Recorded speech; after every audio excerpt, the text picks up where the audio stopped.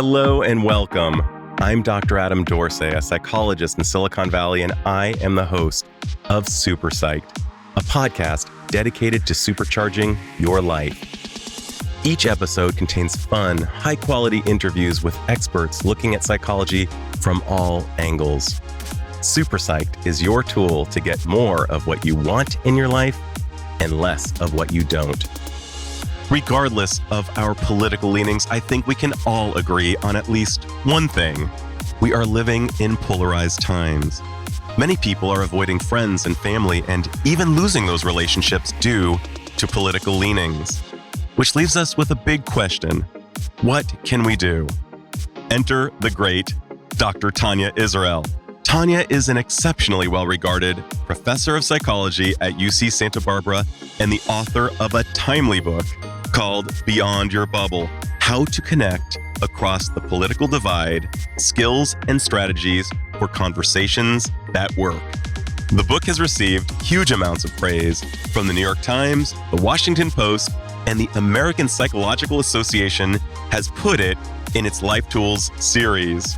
Tania provides much needed levity as well as serious structure for this heavy topic throughout the book and our interview. I love her brilliant roadmap for conversation in what she calls the flowchart that will end all political conflict in our country. You can find the link for it at the bottom of the show notes. In the meantime, listen in as Tania shares her wisdom and practical tools to help you connect with the people who think outside your bubble. Dr. Tania Israel, who has asked me to call her Tania, welcome to Super Psyched. Thank you. I am super psyched to be here. Oh, it's just great. I've been a fan of you and your work for a great number of years. And what a timely and important book. What a gift to society you have provided. I need to know what compelled you to write this book. So when the 2016 election happened, it was pretty clear that our country was divided and that we were having trouble connecting and understanding each other across that divide. And I'm a counseling psychologist. And so my work is not just about understanding people's problems, but my work is really about how do we help people? How do we do something about it? So I wanted to create resources that would help people to bridge this divide. The first thing that I did was that I created something that I call the flowchart that will resolve all political conflict in our country. And I was laughing already because I know the name and it's so incredibly cheeky and full of levity, the idea, but share more about that. Well, I am optimistic like that. I sort of think that the only reason it hasn't resolved all political conflict yet is just lack of distribution. So feel free to go to my website and download it. Just think once everyone's got it in their hands, we'll be fine. Everybody will be armed and dangerous with the flowchart to end all political conflict. Right. So it's really something to help people to be more intentional about their conversations, because I thought people aren't necessarily making decisions about whether they want to have these conversations. And if they do want to do that, how do they want to do it? So I created that. And then since it didn't resolve all political conflict, I created more resources. So then I went to a workshop.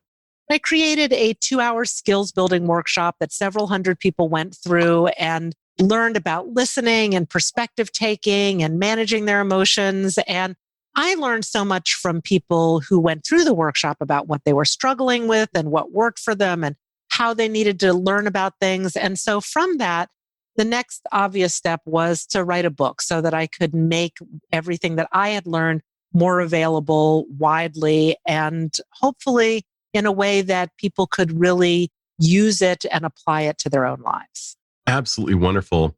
The book is described as politically neutral. How were you able to keep it neutral? You know, I've thought about that politically neutral descriptor, and I've decided that maybe we should describe it as sort of politically multiple instead. Because I think rather than being devoid of any political position, what I tried to do in the book was to represent a variety of different views. So within the book, I've created this fictional set of cousins, Kevin and Celine, who then use the skills that I'm describing in the book so that people can really see what this kind of dialogue would look like. And in order to represent these different perspectives and really write these characters, I had to listen a lot to what people were saying, but also I was looking at Twitter. What are people tweeting? How are people framing these different issues for themselves from different views? And I think that because I was doing this as really my motivation was to try to understand and represent authentically where people were coming from, that curiosity really propelled me to be able to represent people more accurately because I really wanted to understand. Oh, definitely. And to that point, some people might believe that it's only good to speak with people who agree with them about politics. And why might that not be the case? Well, first of all, I'll say it's, of course, fine to do that. We all want to have our views validated. We all want to be able to sort of riff off of other people who have similar views and cheer each other on with whatever advocacy we're doing. And that's great. So I'm not saying that we can't ever have that. If we only have that, though, we may be limiting ourselves. So I would always ask people in the workshop, why are you here? What makes you interested in dialogue? And the number one reason I heard from people is there's someone in my life who I want to stay connected to, but we're having trouble doing that because of different political views. And so one, we might be limiting our relationships with people from that. But also people were saying, I want to try to persuade or convince other people. I want to find common ground. I'm distressed about the divide. Or a lot of people said, I simply cannot fathom how people can think or act or vote as they do. And I want to try to understand. So if we're only talking to people who agree with us, we're losing the opportunity to do all of those other things. I would think that it also could breed tribalism or other perhaps societally detrimental phenomena like it. Might that not be the case if people only speak with people who are like-minded? The field of psychology has so much to offer as we're trying to understand what's going on about the political divide. It turns out that it's just human nature to want to confirm what we already know rather than challenging what we already know. And so it's really natural that we'd want to be around people who have similar views. But for me, once I learned about that and thought, oh, okay, well, probably my understanding is really limited by only exposing myself to views that are similar to my own, that makes me want to open up my view and try to understand things more broadly. It's also that people who see things in a different way, we might not ever agree with them. You know, the point isn't to necessarily agree with them. But when I actually can really understand and put myself in somebody else's shoes, then I start to see, oh, what they think doesn't make sense from my experience and my values, but it really makes sense from their experience and their values. And that is so interesting to understand. It really makes me curious and crave that understanding. So, I find myself thinking about Robert Sapolsky's great work. He's a Stanford professor who I'm sure you're familiar with. He teaches biology, and he wrote a book called Behave. And he talks about the dark side of oxytocin, the great cuddle hormone, the one that's elicited when mothers breastfeed their children or when lovers hug. And we actually receive that hit of our endogenous oxytocin when we are around people who think the way we think and when we're around people from our, so to speak, clan. And yet I find myself thinking that from an evolutionary perspective, it might be a good thing that there is diversity in how we think about political, economic, and social problems. I wonder, what are your thoughts on that? I think one of the remarkable things about this country is the diversity of it. And we often think about diversity in terms of ethnic diversity and the countries where people's families came from, or if people's families originally were in what we now know as the United States. And we think about diversity in that way sometimes. We don't always think about and value diversity of thought and values.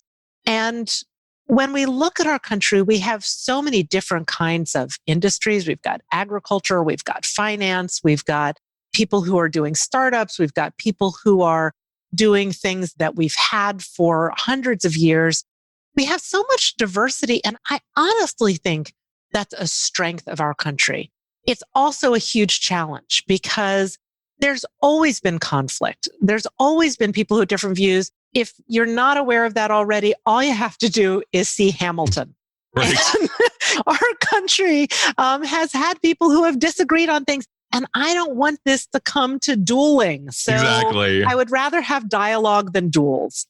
I like that bumper sticker.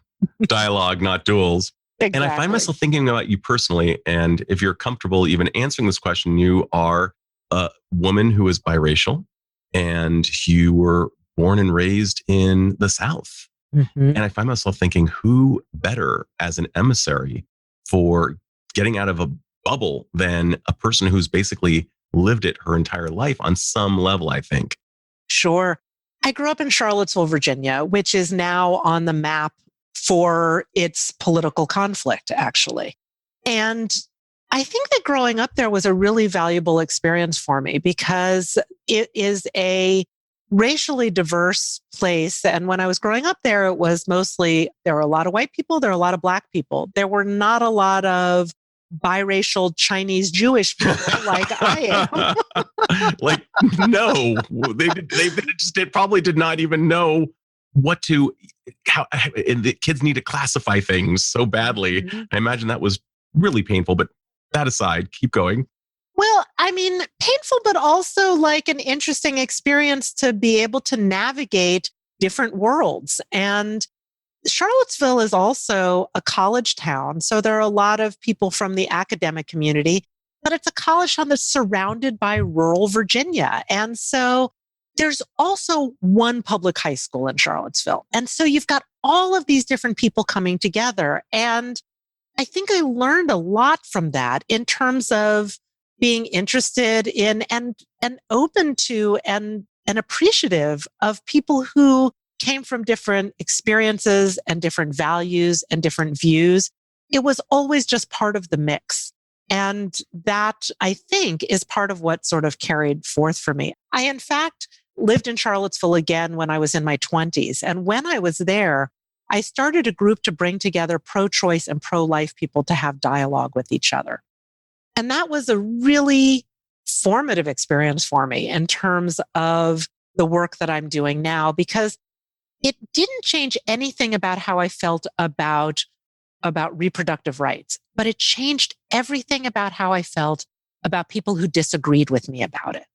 And so that was such a transformational experience. I think it really has always given me confidence that we can bridge the divide and that it can actually be a positive transformation for us to do so.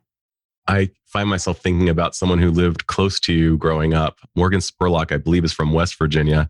And he's the guy who did the Super Size Me movie, as well as the 30 Days experiment, where he would bring people into uncomfortable living situations for 30 days, like live in jail for 30 days or live on minimum wage for 30 days. He did one in which a man who identified as homosexual was living with a family that was not exactly in favor of gay rights. And in fact, they were not in favor of gay rights. And after 30 days, they came to love each other. And similar things happened with other people who did the 30-day experiment. People who had diametrically opposing views came to find that the confluence space of their humanity and their other values really came to the fore, rather than these perhaps even superficially differentiating characteristics. I hear you saying that to some extent. I love that. I think that's so valuable, because one of the problems we're having these days is that our view of people on the other side, a lot of it's being shaped by media and social media. And so in terms of media, we're seeing people in the media having these conflicts around stuff. But these are people who are maybe more extreme, maybe spokespeople for different views of things. And they're not actually connected to each other and trying to understand. What we see on social media is people think that they're actually interacting with other people, but it's not a conversation. People are just sort of putting something out there. And we think we understand everything about them based on a tweet or a post or a comment on a post. And we're really flattening people out. We're not seeing them in their full selves and their full humanity. And this example that you're giving is perfect to think about when we actually are considering other people as whole people and interacting with them in that way. It gives us an opportunity to be able to appreciate them more fully. That is gorgeous. And I couldn't agree more. Tania, you speak a lot about listening and its importance. And many people might believe that the only important thing is to convince another. What's the importance? I mean, you've kind of alluded to it already, but let's hear a little bit more about praise for listening. So as I was saying before, no matter what your motivation is, then the best way to reach that goal is actually to understand someone else.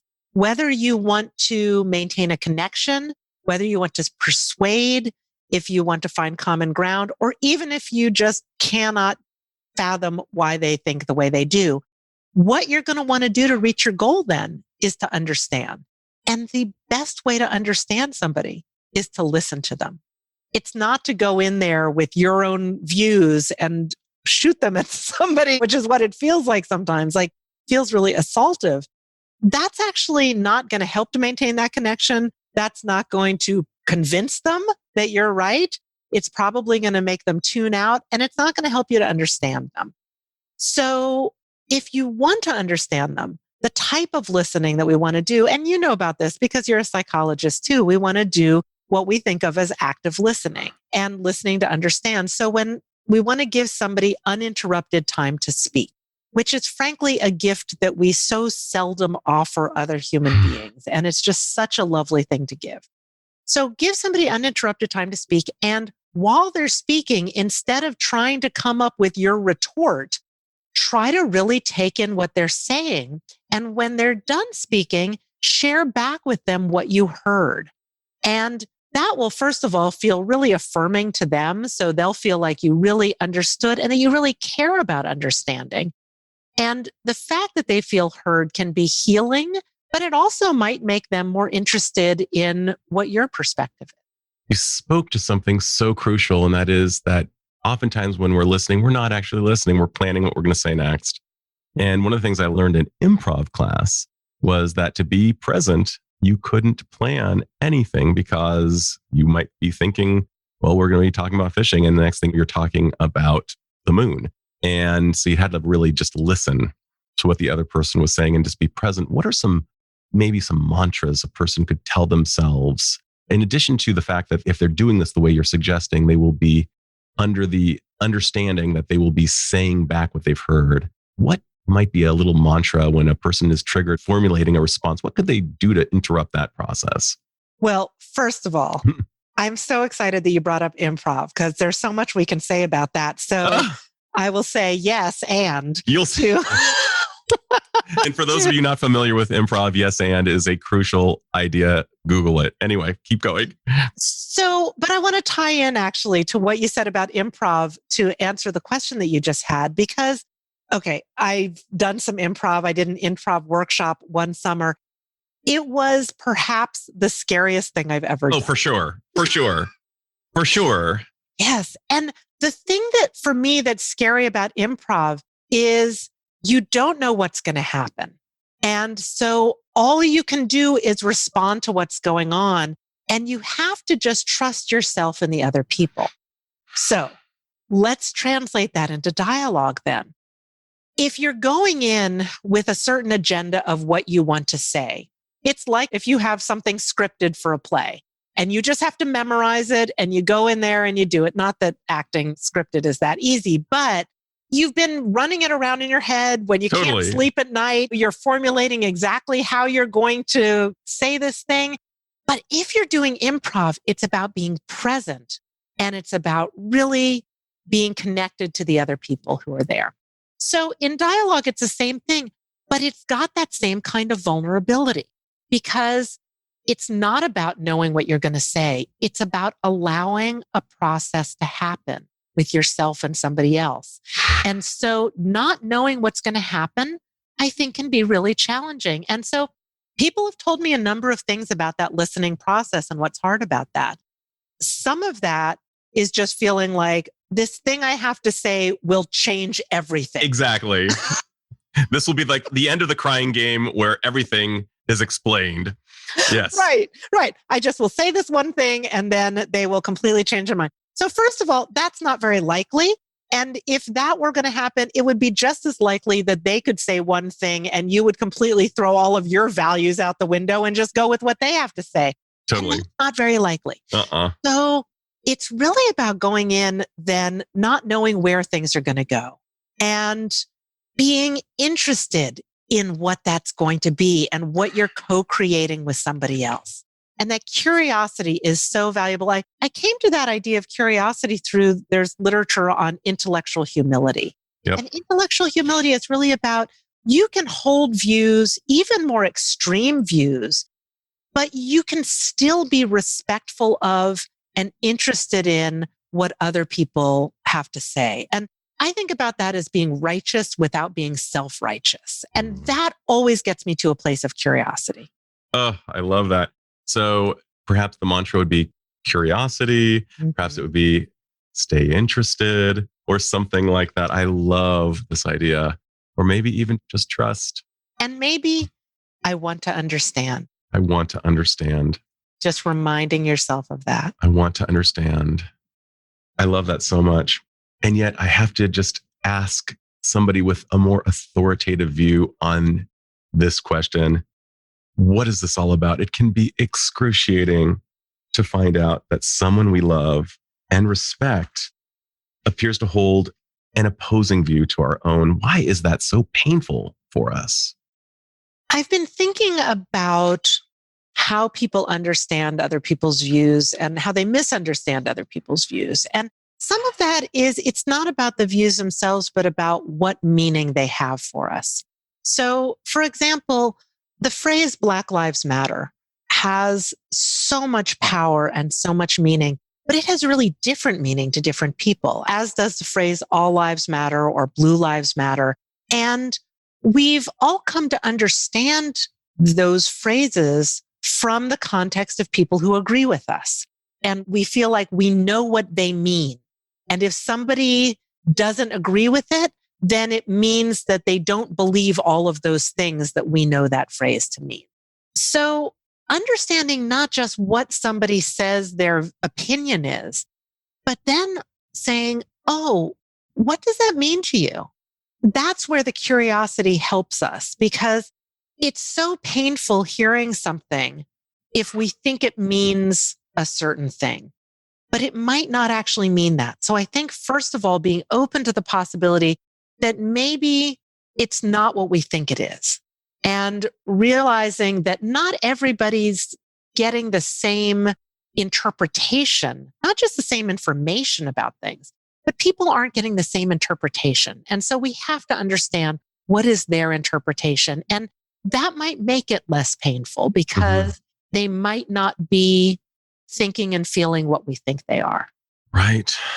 And almost that subjective interpretation could be just as attributable to individual differences as walking into 31 Flavors and ordering chocolate, which is, of course, the right answer on the test.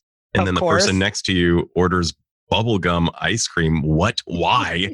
How did you come to that idea that bubblegum ice cream was even a thing? And yet that's what they chose out of the options. Might our individual differences as human beings subjectively experiencing the world be almost as simple as that process of choosing an ice cream? I feel like the objection that people would have to that idea is that when we're talking about politics, then these are more meaningful and significant things that impact people's lives in a way that flavors of ice cream don't.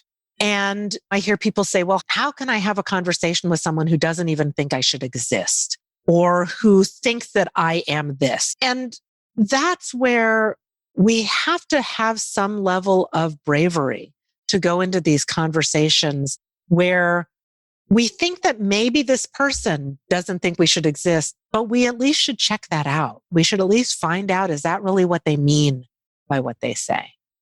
Yeah. Indeed, 2016 really did seem to be a delineating moment in this country in terms of what we were about for many people. And so many people feel, understandably so, like they don't get a seat at the table if someone is in power. How do we bridge in the face of that reality? How do we bridge with another who might be saying, I'm in favor of this person who basically is saying, you don't get a place at the table? We all may feel like that at times. So, depending on who is in power in our federal government, some people are going to feel like their values and their voices and their experiences are not represented. And that will always be the case for us in this country. Even when some people think that the person in office has a more open tone or is whatever, not everyone's going to feel like that person is representing their values or like the government is representing their interests. So I think we will always have this tension. We might have it more at some points. We might have it more now than we have before, but it will be a tension that we have to figure out how to navigate. And I really think that the name of our country is so telling because we are the United States. States are very individual in a way that they are different from each other. Michigan is really different from Florida, is really different from California. And so each has its own personality, its own priorities, its own culture, but we're united. Like it's bringing all of these differences together. And I sort of think that's the way people are in this country. We are different. We have our own cultures and our own priorities, and yet we are part of one. We are part of a family, of a community, of a city or county and state and country all together. And so it's always about how do we navigate those differences. That's so beautiful. And I loved watching how alive you became as you were even talking about the unitedness of these spectacularly different places that we are united. And what is it, based on your studies, what is it that unites these different places with different cultures, different foods, different maxims? What unites us? I don't know if you've experienced this as a therapist, but I always feel like one of the things that we try to do in psychology and in therapy is even if there's somebody we're working with who we're like, yeah, they're really different from me. Totally. But we can find their humanity. Absolutely. Yes. And that's what it's about. And how about maybe even more so, given the fact that we're not talking about somebody, the United States, 51st state is not Italy, for example, or Japan for that matter. How are these United States, in addition to our humanity, is there something else that serves as a common denominator? Well, I think that one of the things that really shapes our country is the diversity, is the range of places where people have come from, ways that people's families came to be on this land. It's not a pretty history. And it's created some really valuable cultural variability, I would say, that can really strengthen us and can also really tear us apart. And I think that this moment, as every moment is an opportunity to find that strength and to find that connection and to find what strengthens us about what everybody has to offer. That's gorgeous. I love that so much. And I'm just thinking about the Statue of Liberty and that which has made us so powerful really has been the diversity, has been having the German scientist who was kicked out of Germany during World War II, has been having the African-American element to our country, the Latinx and element, and certainly the Asian element, and all of the other elements that have made us who we are. Oh, it's fantastic. All right. So, Tania, let's get to the nuts and bolts for a second. Let's say one of the listeners to this interview summons up the courage to have a conversation with a person who they know disagrees with them politically. How would you walk us through how the conversation could be handled optimally, all the way from before that conversation happens, during the conversation, and even perhaps after the conversation? Sure. That's a great question because we need nuts and bolts. And I think it can be helpful to start with an invitation that frames the conversation for people, because there might have been conflict in the past, or there might have been difficulty having that conversation in the past, or it might just be people who are imagining what that conversation could be and having not positive images about what that's going to be. So I think setting the stage is really key, saying, I know that it's been difficult for us to talk about this issue in the past, but I'd like to have a different kind of conversation. I really want to understand more where you're coming from, and I'm really ready to listen. What a great way to frame it from the outset. And then what happens next? I guess you've kind of alluded to it, that when people are talking, people are listening. Mm-hmm. But what else might be on this incredible flowchart towards ending this conflict? Listening and reflecting back what you heard is important. Beyond that, asking for elaboration can be so valuable. Saying, tell me what that means to you. I'm interested to know what kinds of experiences you've had in your life that have shaped your views. Where have you heard those things from in your life? So just understanding more about that context. And frankly, I think that's a more interesting conversation to have than just people sharing the stats and the slogans. And I read this place and I read this. We're keeping things so much on the surface with that, but understanding how all of it fits into a whole person. So I think sharing that some back and forth can be so important, just in terms of understanding who somebody else is on a more complex, multidimensional level. Now, the thing that I know is that sometimes it's hard to hear things that somebody is sharing when they disagree with us and when they're coming from a different view. So it can push our buttons. So if we're finding that there are things that are pushing our buttons, then it's important, first of all, to notice that's going on, to try to notice that as early as you can, and then to do something to regain your equilibrium. So one of the things we know is that when people's buttons get pushed and you start to feel your heartbeat faster and you feel flushed and you can just feel your blood pressure rising, then the things that we can do are to take a few deep breaths. That alone can be so valuable. My book is called Beyond Your Bubble. And I think about bubbles, those toy bubbles that we have. And you've got the plastic wand and you take it out and you breathe in deep and then you blow.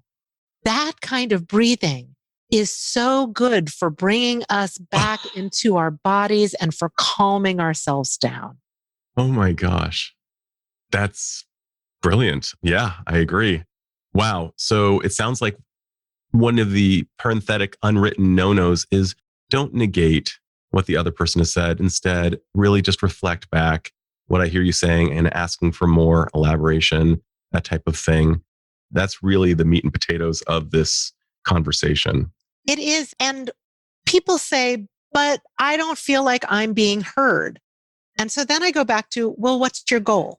And again, for any of those motivations that bring people to want to do this, being heard is actually not a key part of it. Now, that's not to say that people don't have that need and don't want to feel heard. But if you want to feel heard, maybe the best place to go isn't to somebody who disagrees with you. Maybe what you want to do is go to somebody who already agrees with you and get your tank filled with that support. Now, that's not to say we can't share our views with somebody who disagrees with us, but we need to start with a different foundation. And then if they're interested and open to hearing, the way that we share our views can make a difference as well. You're right. Like not negating what somebody's saying. Try not to tell them that they're idiots, that they are immoral, that they don't care. All of that stuff is not helpful in any of those ways. But if we can share not just our own views, but our story of how we got there, I think, again, it's a more interesting conversation. And it's one that's going to be easier for somebody to hear. If we talk about what's our journey that we've been on that's brought us there, not just what's our conclusion that we've come to.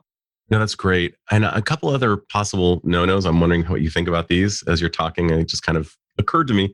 Interruption, I'm guessing, is a bad thing to do, obviously, but I just had felt like it needed to be named as a no-no. And there is a style of debate in which some folks will talk at you, if you know what I mean, almost like a machine gun fire.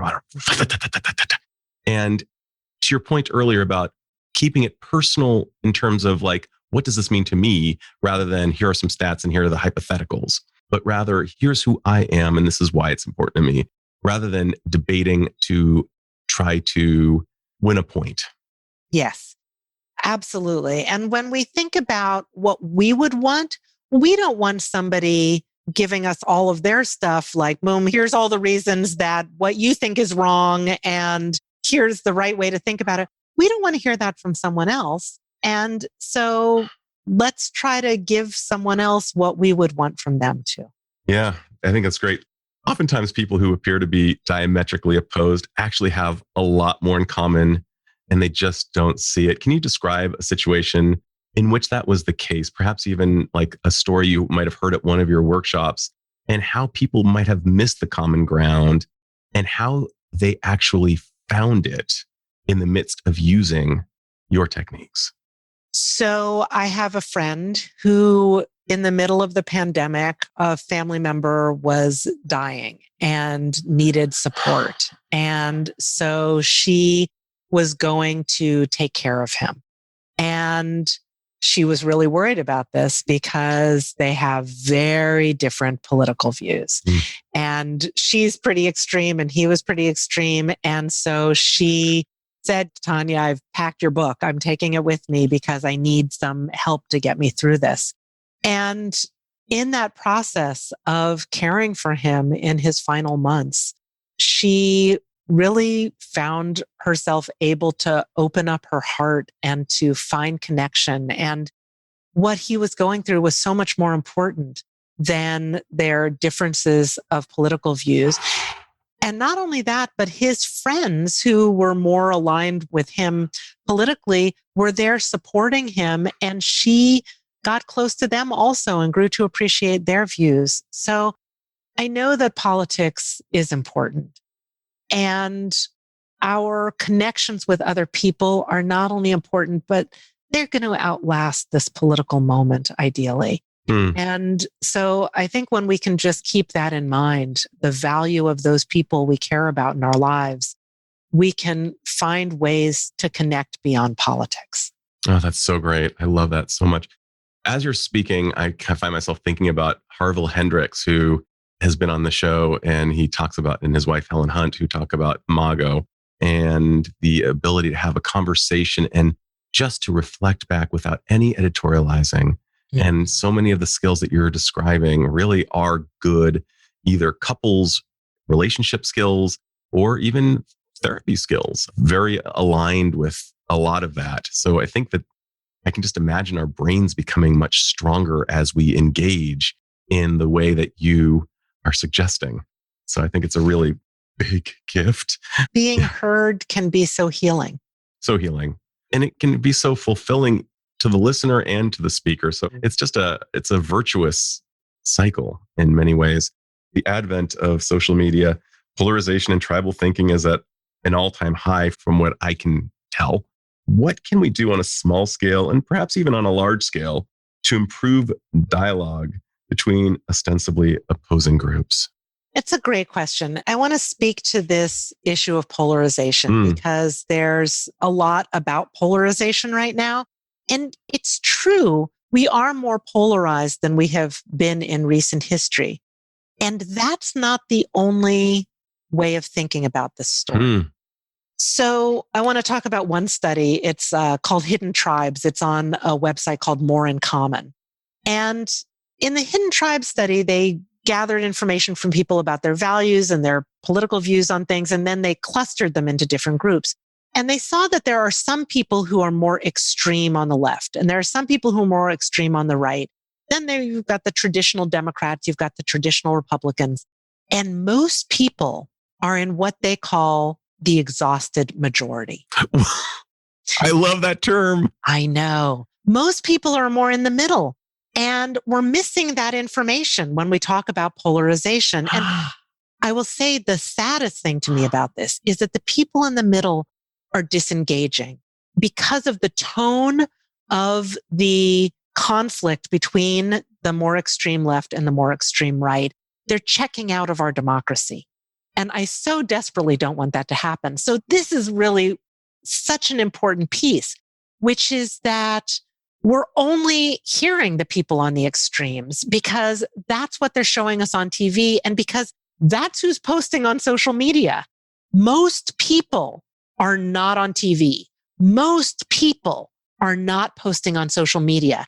And so when we as individuals are imagining having dialogue across political lines, we're imagining people who are at the extreme, and the person we're talking to is probably not.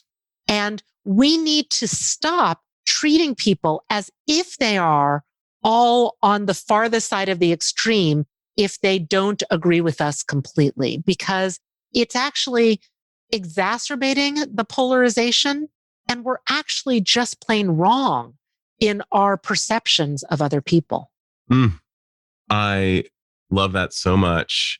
And that may be one of the most important things I've heard recently. That is incredible. Once again, the name of the website was More in Common. More in Common. And there's another study there called the perception gap that's really all about this, about how we're misperceiving other people.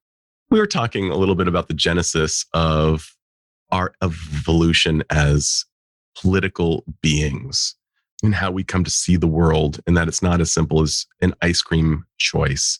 There are so many factors. I mean, who are your parents? What city did you grow up in? What was your socioeconomic status growing up? What is your racially? How do you identify? Sexually? How do you orient and identify? And I know for sure that my political thinking is not so different from my folks. And I know that so far my children's thinking is not so different from my own. It makes me wonder how much free will, how much authenticity versus how much of these political thoughts are really just the byproduct of where we grew up and in what body we reside. I think that's a really good point, that we have been very much shaped by so much in our lives. And so we probably aren't going to swing drastically to a different view. I mean, there's obviously examples that we can find of people who have made drastic changes, but most people may not. And so that's where it can be helpful for us to set realistic expectations of whether or not and how far we can persuade somebody else. And then to think about, okay, well, do I want to engage in this conversation anyway? Is there something I find of value in this, even if I might not convince them to see things exactly the way that I do? The other piece that I want to add to that, as you're talking about how we raise our children, is that we can raise them on values about politics. We can also raise them on human values. I was talking about intellectual humility. We can raise them to be respectful of and curious about other views, no matter what kind of views they have. Oh, that's great. Did you have any fears when you wrote this book? Well, I'll tell you that the people who are most upset with me for writing the book are probably the people who agree with me politically, but disagree about whether or not we should be having these conversations. And so peace does not always get full support from everybody. And so the idea that we should be having these conversations, this was true also when I did the work on bringing together pro-choice and pro-life people, that it was the people who were ostensibly on my side who were the most upset with me. Because if part of the strategy on a political advocacy level is to say, look at those crazy people over there on the other side, and you're willing to sit down and listen to them and respect their views and call them by the name that they want to be called by in terms of their movement, that flies in the face of that kind of strategy. And so I think that it's important to keep in mind that there are different political strategies that are in service of the same goal. And I think that no matter how many people we have who are fighting the fight with the slogans and the protests, and I think all of that can be really valuable, we also really need the people who are advocating by having these conversations and by listening and by being respectful. Frankly, because we've got that exhausted majority there in the middle, the only way that we're going to appeal to them is by taking off our armor a little bit and actually having human connection. Couldn't agree more. I was told that back in the day, perhaps in the 70s, senators from both sides and congresspeople from both sides would go out drinking together. And that's just not done anymore. And that's so sad. And we need that to come back. I love this book so much. And what you're driving at is so, so important. In addition to Christopher Collins and Don Davis, who endorsed the book, I'm wondering, what have people been saying about your book so far? I'm hearing from people that it is helpful to them, even in anticipation of a conversation, because it's helping them to correct some of those misperceptions. And it's helping them to feel more confident that they can have a conversation. People are telling me that they are approaching conversations that they would have avoided otherwise. And also some people are telling me that they are making wiser decisions about not engaging in some conversations. So I think it's having an impact on people on a lot of levels, but it's also something that I think we need the resources to help us get out of this polarization and perception of polarization. So it seems to be helpful. And that's mostly what I wanted it to be. I wanted to provide something that would do some good for people in this really challenging political time. Oh, a great and finally, a fantastical question. And it's my final. If you had magical powers and could confer upon all humanity one insight or skill that would improve the quality of people's lives, particularly as it pertains to beyond the bubble, what would that skill or insight be? And what do you imagine the effect would be on the individual as well as on society at large? Oh, what a lovely question. I would have to say listening, and that reflective listening, where you give somebody time and then you share back what you heard. I think that what it will do for the person who listens is they will understand more where other people are coming from. And that lack of understanding, it not only affects our relationships, but if you're in any kind of leadership position, if you're a parent, if you're in any position where what you're doing needs to take into account other people and where they're coming from, you're missing so much information by not listening. So it can not only heal those relationships, but it will definitely up somebody's game in terms of their personal and professional life. Couldn't agree more. And may it come to pass that people learn to listen and listen well. And I think that it could be such a gift to society if more people read your book, more people hear what you have to say in your workshops in any way, shape, or form that they can get a little bit of Dr. Tania Israel's kindness and wisdom. I'm so grateful to you for sharing this with my listeners. It's my deepest wish that this particular episode gets shared widely, because I think that what you've written about is so important. Thank you so much for taking the time to write the book. Thank you so much for taking the time to meet with me and share with my listeners. What a delight this has been. Thank you so much. This is Dr. Adam Dorsey thanking you for listening to Super Psyched. If you know anyone who might like it or who might benefit from listening, share it. And if you like the episode, please hit subscribe.